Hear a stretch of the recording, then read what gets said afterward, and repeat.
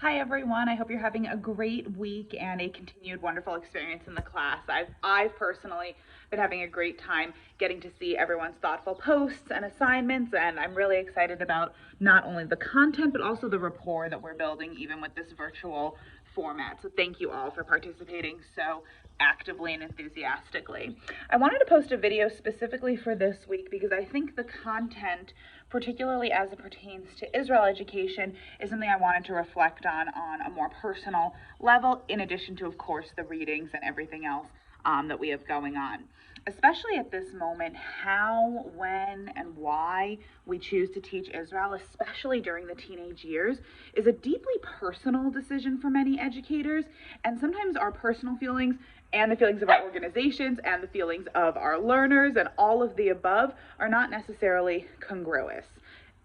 When we teach Israel right now, when we teach Israel right now, we are teaching against a backdrop of ever-changing complexity. Things that were once givens within the Jewish community in terms of what it meant to support Israel, how that looked, and how it manifested for our learners can no longer be assumed. We are coming up in a time where I don't know any of your own personal Israel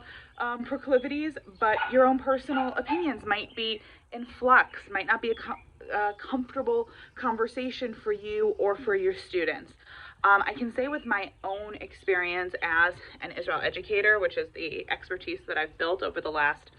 10 plus years of Jewish education, part of what I have always found to be critical is really owning every aspect of my Israel relationship, the pluses and what it means for me to be a Zionist and the value add that brings for me, but also my baggage. I'm an Israeli dual citizen, and I regularly go in and tell my teens how I vote and why I choose to live in America, and what about my Jewish identity is shaped by my Israel experiences, but also what about my Jewish identity is deeply shaped,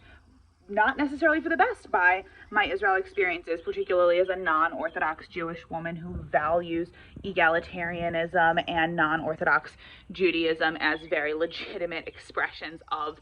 my Jewish identity. So if you're choosing the Israel options this week, and even if you're not, but Israel inevitably comes up in the work that you're doing with Jewish teens, I really encourage everyone to take some time, not just to learn content, not even just to learn content plus process, but really to do some self-reflection. I think our teens feel honored and mature and really appreciate it when we bring our full selves to the table, when we bring our baggage, when we bring our questions, when we bring our lack of answers. But at the same time, I think it's important that we come in knowing what those are, not going through our own process of just figuring ourselves out simultaneously together with our learners, because we do have the responsibility of facilitating experiences for them and bringing them a meaningful, valuable, intentional experience. Obviously, we're all open-minded. At any moment, something could be said that causes you to keep thinking and learning, and I hope it continues to for all of us. But as we think about Israel, feel free to incorporate your personal story. This is a safe space that I'm really trying to provide in this online forum. If there are things that you're not necessarily comfortable sharing about your own Israel questions, concerns,